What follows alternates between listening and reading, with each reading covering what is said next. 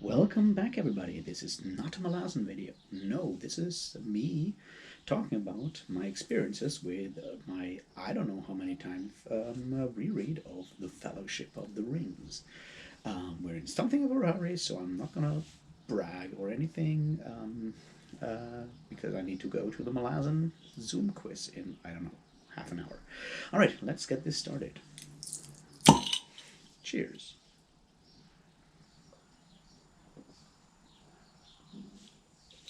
All right, so let me prephrase this with I'm currently rereading all of those Tolkien books, and I have read most of them. I don't know how many times. Lord of the Rings, probably somewhere between 10 and 20 times at this point. I usually read, like, I don't know, once per year or once every 2 years or something like that. And it is always like something of a homecoming to read it again. It was like a very important book for me growing up. I've said that before. It's like when I grew up, I always remember these books. They're like the German translation, the old German translation with these slightly abstract book covers on my mother's bookshelf. And I always wanted to read them.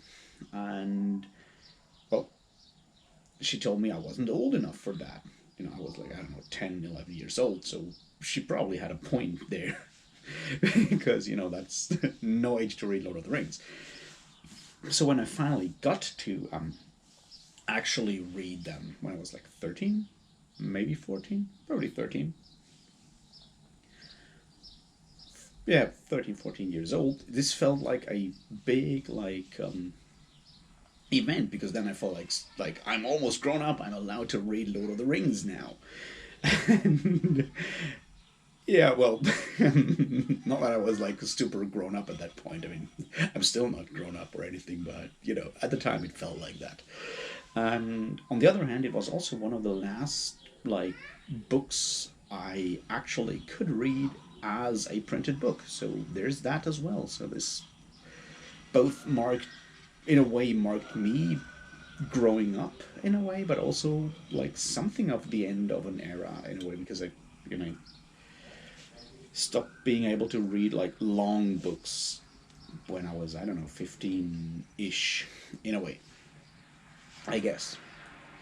So that's why, especially the Lord of the Rings and the Silmarillion. But actually, technically, the Silmarillion was the last book I really read at that point when I was like 15. So yeah, there's like that, all of that emotional baggage to it, and I'm well aware of that when I'm rereading um, Lord of the Rings. That judging anything of that is like very much tainted by all these memories. But I still try to think, find things in there that I appreciate, or that I like find something new every time I go for it, and not just slip back in that like warm, comfortable feeling of like homecoming and nostalgia. I try to avoid that completely, because I mean, sometimes I do when I don't know, feel bad, or like have like generally like a dark phase or whatever. But in general, I feel like it's important when I read this kind of book, that I take something out of it, like something new on me, not just lull me into sleep. So that's sort of my approach with the Lord of the Rings. And I was looking at it like this time again, and I figure I'm not going to do a review, and you probably noticed that already. This is not a review. I think like 70 years or whatever it is after this was first published, we don't need another review. You either want to read this or not. I encourage you to read it, or I hope you already have read it, or at least watched the movies. So this is going to be full spoilers, because at this point, come on, you know how that thing goes. So I wanted, just have a little chat and look at like things that I found interesting, things that I feel are important to look at in the Fellowship of the Rings, that I feel like make this like a very, not like a very special, but like yes, an important work, even though its influence over the field of fantasy literature has been far too big and has been overblown by both its critics and its advocates. But yes, it has had a huge influence, and it is just also a well written book for its time. So yeah, I want to go through more like these kind of things. All right, let's start this.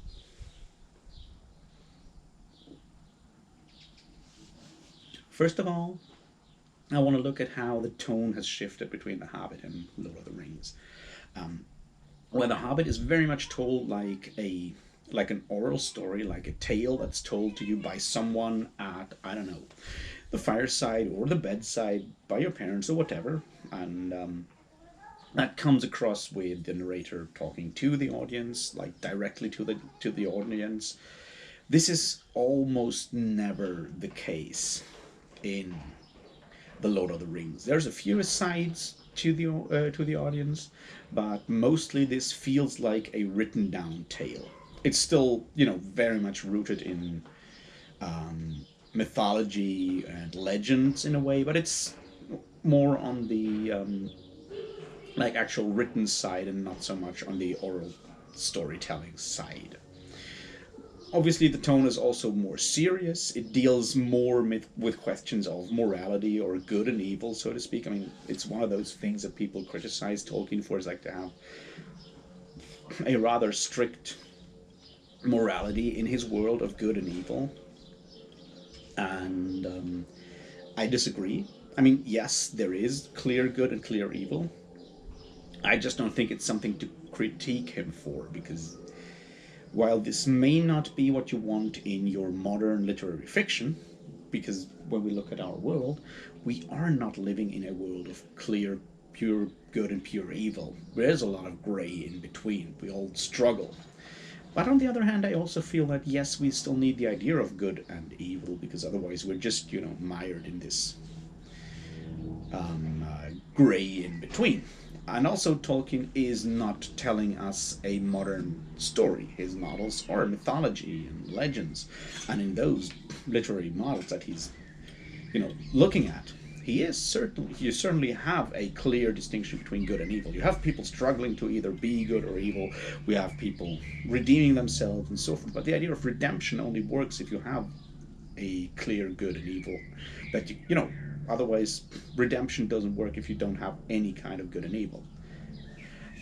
So I feel, criticizing the Lord of the Rings for its morality kind of misses the mark. So that's sort of the model. We once again find a lot of like influences in there that, like from legends and mythology, that are clear, that you can like clearly point back to specific myths, basically. Um, but and I'm going to point them out in the ways while we're going through this. Um, but there's also like unique takes on things. So let's go and look at like the big strengths and like all the other things that I find interesting. Like every time, what I really enjoy is Tolkien is a lover of nature. And this has like a good side and a bad side. When you read his books, he pays an inordinate amount of attention to nature, right? You have very lush descriptions of the flora and fauna, mostly plants. He's a lover of trees and plants, which is mirrored in the Hobbits, especially with Samwise being a gardener. Also, at the beginning of the Hobbit, when you look back, you have Bilbo when he's like gushing over Gandalf's or reminiscing on Gandalf's fireworks. He compares them to all kinds of flowers, and we even have that aside of like that he was. So you can see that Bilbo was inordinately fond of flowers. I feel that's sort of some feeling of self-recognition there. So Tolkien loves nature, and that's, first of all, that's cool. That's good, because nature's cool. Go out there. Plants are, if they don't try to poison or eat you, they're pretty cool, all things considered. But we also need to look at why, or like where Tolkien's love for nature comes from, and that's certainly from his conservatism. Tolkien, uh, like in a lot of his writing, you can see the fear of losing things, of losing the past. You have that idea of like a golden age in there and things being lost. And those things that are lost are sort of the innocence of nature in a way, and yeah, the innocence of nature in a way, and like the magic in the world. And while I can sort of see that sentiment, it's also interesting where that comes from, because you can see clearly that there is like this fear against like destroying nature through industry and things like that. Well, that had already happened when Tolkien was writing his stories for like the actual like working class people, so to speak. Um, Nature was already completely ruined. It's more for the upper class, privileged people that you still had all your untouched forests out there where you could go fox hunting and do all these other terrible things. Not that I'd say that Tolkien is in favor of that, but I feel it's important to understand that him writing about the loss of nature comes from a place of privilege, in a way. So we, but still, it's great that it's in there, and I've learned a lot of plant names from Tolkien, which I had not known before, except nasturtiums because I know those from Winnie the Pooh. Um, but that's not the big point here. Then the next thing we need to look at is the sense of whimsy, because it's still there,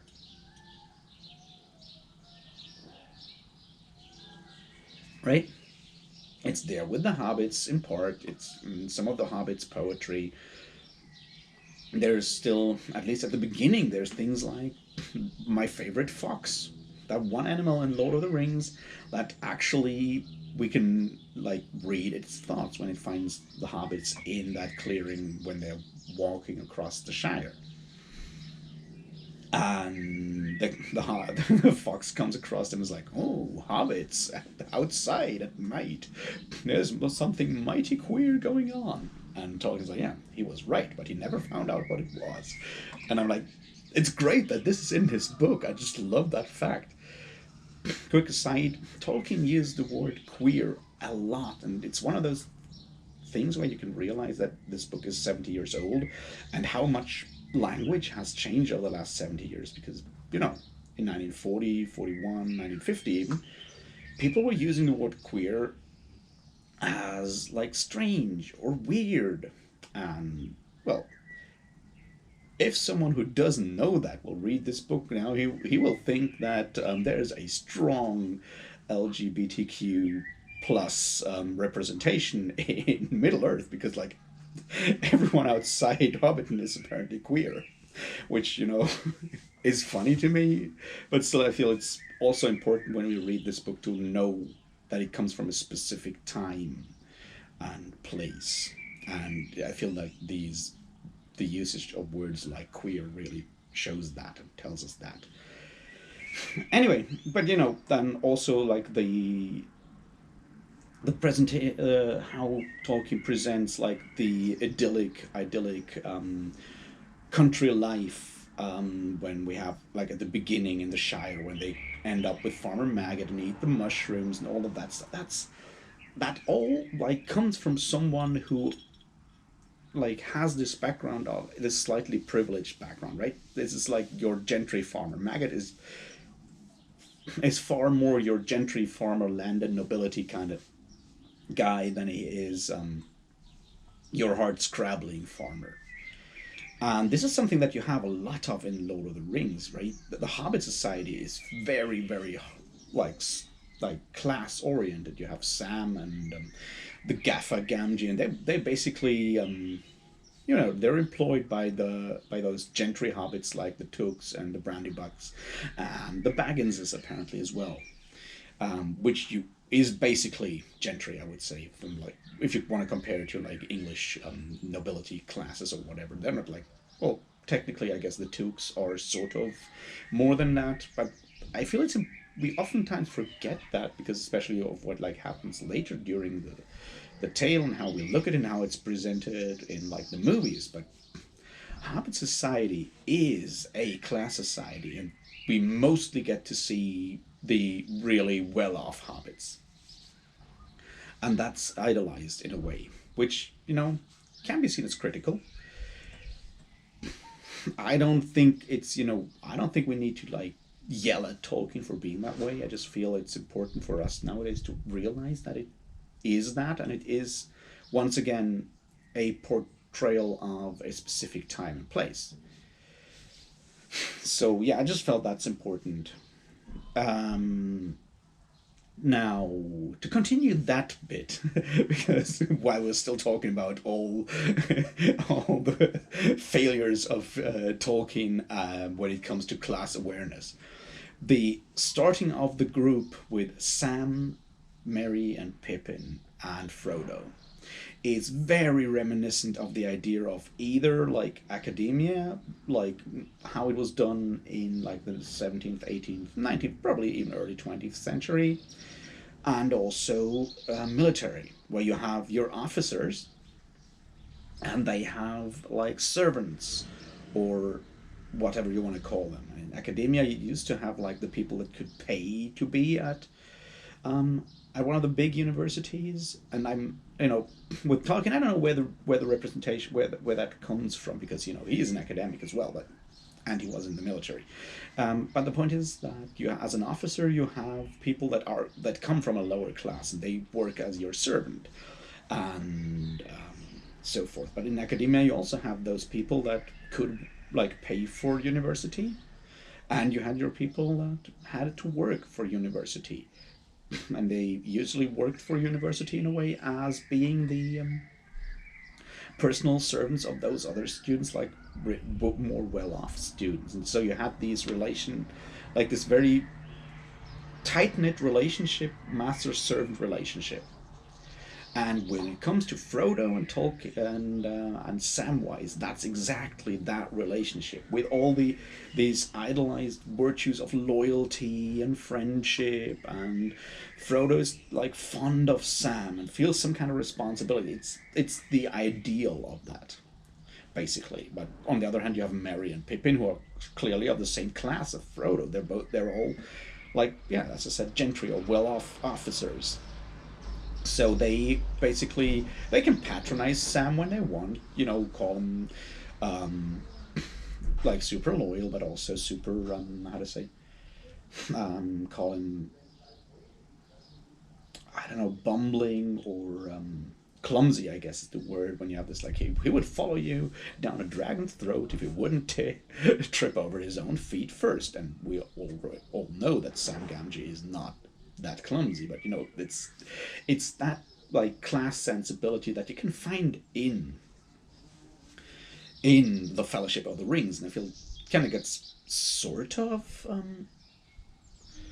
mellowed out in the movies, but it's still there sort of. But it's more like Sam is just this like super kind, trusting, maybe more naive hobbit, and it kind of gets you know um, changed over the course of the novel, but it is still very, very present at the beginning of the Fellowship of the Rings, and I feel it's something that you should. Um, I feel it's a problem if we don't realize that and just romanticize that kind of relationship in there. So there's that. All right, what else?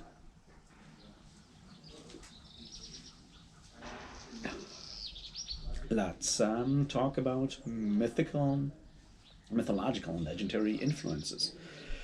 And let's do that with The Old Forest. Once again, that great depiction of nature, and it is really well done, extremely well done. But we also need to talk about everyone's favorite singing, boot wearing, whatever guy, Tom Bombadil. Now, this is like what I appreciate about Tolkien and where we can see what he's doing. So Tolkien is trying to create mythology and legends for his languages, for his artificial elven languages and all the other languages in there. And he's looking at other mythologies and using them. And the one he clearly uses for Tom Bombadil is the Kalevala, the Finnish mythology, or like that collection and construction of Finnish mythology. Because as you all know, or It was collected and organized and so forth by Elias Landrot in the 1840s, I think. 18, like, first half of the 19th century, while he was traveling as a doctor through like outlying parts of Karelia mostly, and he was collecting all these oral tales and organizing them into like some kind of overarching narrative. It's well worth reading. I can highly recommend it, but it's it's important to be aware that that is a construction that was done at the same time as like the Brothers Grimm collected German fairy tales, and we have a lot of these things that are used to construct like a background for a growing or beginning nation state, and that's tightly connected with that. So there's a nationalistic impulse, underlying impulse underneath that, and it's important to be aware of that. I still recommend y'all go and read the Kalevala.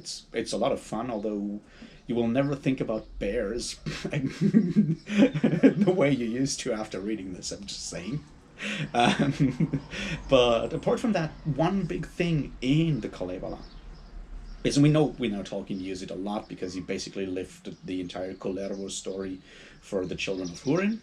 But we come to that when we come to that. My point, though, is that the big thing in the Kalevala is that magic is done by singing, and a lot of this singing is also connected to nature, like singing people into the ground and singing plants away and stuff like that. And if that doesn't sound like certain Tom Bombadil, then I don't know what does. So he has this connection. I would say he's close to that opening guy, like the main character of the Kalevala, which is I'm butchering the names because I don't speak Finnish. His name is Väinämöinen, and he is like the mightiest singer and all of that. So there's a connection to Tom Bombadil. But what Tolkien does, he then English like makes it way more English by making him Tom Bombadil, giving him that first name Bombadil. No, not Bombadil, but Tom, and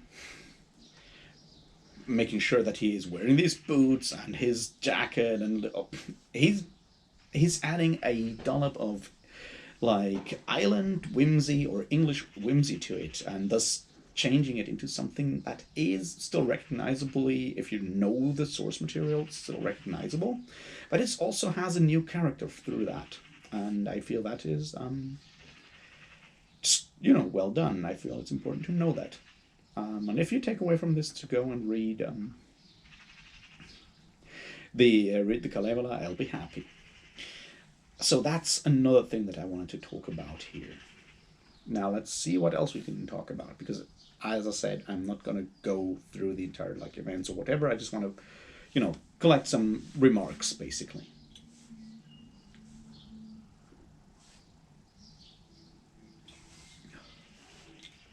All right.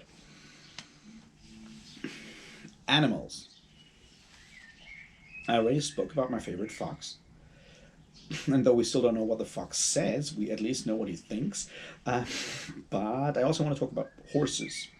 I feel this is once again important. So Tolkien's life is exactly that point where we moved from horse-drawn vehicles or like horses as a means of transport towards cars, motorbikes, and all of that stuff. The ending of the 19th century, the beginning of the 20th century, basically.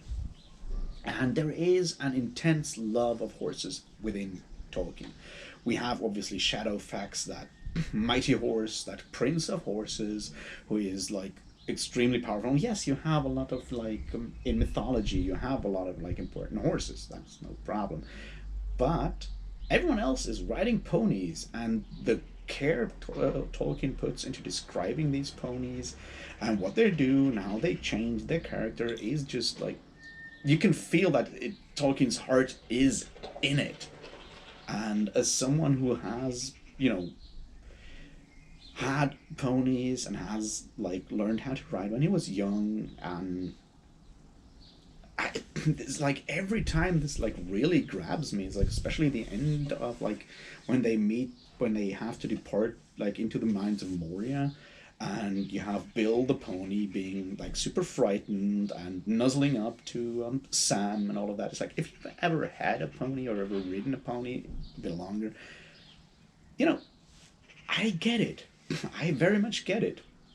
Maybe I'm just super sensitive, because that's like the other thing I remember reading. I think it was either Fellowship or The Two Towers. I'm not quite sure. Reading either one of those while being on a summer vacation, where like we basically did like go on like long trail riding trips through the day, and I'm reading Lord of the Rings at night, which was fucking amazing when I now come to think back of it. But yeah, so there's maybe that's like the other thing why I'm always connect Lord of the Rings in my mind with horses anyway. So yeah, there's that. Uh, Now, let's look at something else that I found interesting before we come to some maybe like important events in there. I already touched on the mythology thing with the Kalevala. Another one that I feel is sometimes overlooked, maybe overlooked, is Durin sleeping under a mountain. So like at the end when they come out of the mines of Moria and they look into Mirror, and and yeah, and there's like it's Gimli is like, there lies the crown of Durin until he wakes from his sleep under the mountain. And that's one that you can either, if you want, connect with the idea of a certain King Arthur, like, who will return in England's greatest need. But you also have that in German, where it is Frederick Barbarossa, I think. I think it's Barbarossa, not the other one, because we don't make myths up about Frederick II. But it's the idea of him lying under that mountain in Thuringia, the Kyffhäuser, and he's lying sleeping under that mountain. He will return in the greatest need. So that idea of a mythic king sleeping under a mountain and waiting for his return is something that is deeply ingrained in Germanic, at least Germanic mythology and legendary. I guess that's like the other thing. I would call Lord of the Rings more like legend than mythology, because we have like very little, like, for me that's personally, mythology is always connected with the influence of gods, and we don't have much of that in Lord of the Rings. Obviously, we have more of that in if you want to call them gods, I guess, in Silmarillion, but not so much in Lord of the Rings. Then obviously the ring idea itself is once again connected, obviously, to the idea of the Ring of the Nibelungs, which Wagner already romanticized into terrible things. There's obviously the old poems about it, which go read it, the Song of the Nibelungs. It's pretty good. Also, I released a almost 2 hour long, more than 2 hour long actually, almost 2 hour long concept album by an Italian epic metal band exactly on that topic. But that's a different thing. Point is that those magic rings, giving, like, understanding of the language of animals, which is something that apparently the ring does, or so we presume from Frodo, not Frodo, but Bilbo being able to understand the spiders in the Hobbit and stuff like that. So the motif of rings, magical rings, is obviously one that is also ingrained in like Germanic mythology. I don't want to call it like Norse mythology, because obviously there is that connection of the Nibelung song, Nibelungenlied, to like older Norse tales. I'm not going to go into that now. But I feel Tolkien is already on a more refined, or like later, like medieval level here when he looks at these kind of things. So yeah, that's another one where we see, this idea of the ring obviously coming up. Now, what else to look at? Um, when I reread it, I want to look at the fall of Gandalf as another big thing, the fall of Gandalf and the way it is dealt with. And I thought about that a lot, because I remember, I think it was in Brittany's from Books with Brittany. Go check her out and subscribe to her channel. But in her Discord, we were talking about some people are saying that it didn't get enough time to grieve about Gandalf's fall. And now that I look at it again, I feel that's actually, in a way, intentional. Because it's important that like the characters as well don't get the time to grieve. It's even like spelled out when they are finally in Lothlorien. It's like now finally they got time to actually reflect. So not getting the time to like grieve about Gandalf right away is something that I feel is well handled. Also, the way that we actually get to reflect the grief, which is once again in a song, this time one that Frodo made and one that Sam makes. I feel it's also like extremely well handled there, because those songs that are sung with it, like those like songs within the Lord of the Rings, are extremely important. I mean, Tolkien's poetry is obviously not up to the standards of modern like poetry critiques. I get that, but they serve a purpose, and I guess also the idea is there with those two songs that Sam and Frodo sing, like to actually when you grieve about someone, to show both the the sad and like serious side of someone is obviously important, and we tend to look at the serious side when we're grieving, but it's also vitally important to him to have like the other side, to have the funny side, all these like positive things in there, which is obviously reflected in Sam's song when he just sings about fireworks and all that stuff, which is important because we need to move on in a way.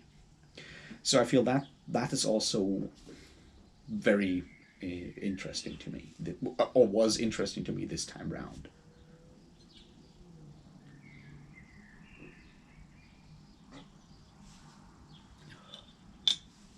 So, a couple of other like interesting aspects that I feel are worth noticing in the Fellowship of the Rings, right? One of them is, and this is once again like a positive aspect. The idea of having to do a job that you're not prepared for, or that you're not, you know, not qualified for. It's like this idea that if the great stumble, it's lesser hands that need to do the deeds. This is when we come to the morality of Lord of the Rings. Like, if you are put in a place and can effect some good, whatever it is, then go and do it. Don't wait for someone else to do it for you. Don't wait for someone maybe with larger responsibilities or more power. If you can do it, then go and do it. And I feel that's not often overlooked, but when we at this point, like at least common reception of Lord of the Rings has become so calcified. We're like, yeah, this is this hoary old book. And you're like, it's either you're bored and you go like the clerk's route, and it's like, yeah, it's just walking and walking and walking, and those gay hobbits, which is hilarious. But there is more to it. There is, I feel, this like deep moral imperative. Like, if you are put in that kind of place where you can do something good, then go and do it, because you can't rely on your higher ups to do it for you, even though it may officially be their job or whatever. So I feel that's one that is very important. The other one I really want to look at is Boromir as a character, because yes, he falls under the spell of the ring, and I feel we often, like, the easy reading is like, yes, that ring is evil, which it is. But it's also important to understand that with a specific, like, we always joke about like power and responsibility, but the point is, Boromir is responsible for thousands or tens of thousands of people. And the question of whether he should take that power to actually do his job, and his job obviously is to protect his kingdom. So I feel the idea of the dilemma of the of rulers that we speak about in like other like more modern books as well, with these responsibilities, you can read those into Boromir as well. And I kind of feel like I have sympathy for Boromir, saying like, yeah, maybe that's the thing I can do, because he is close to despair all the time. Yes, he's also proud and all the other things, but I feel we often overlook like the sheer necessity for him that's driving him to do that. So yeah, I feel that's something that we should like keep in mind. What else? I don't know. I once again enjoyed it. I feel there's like, I mean, there's so much more I could talk about at this point, because you know, it's a great book. But I feel this is maybe enough for now. I'll try to, points, like there's a lot of points that come through again and again. So I'll pack the next stuff into when I talk about the Two Towers. Right. And I'm already late for my quiz, I think. So I'll be doing that now, and I'll talk to you tomorrow about something entirely different. So have a great Saturday evening. Cheers.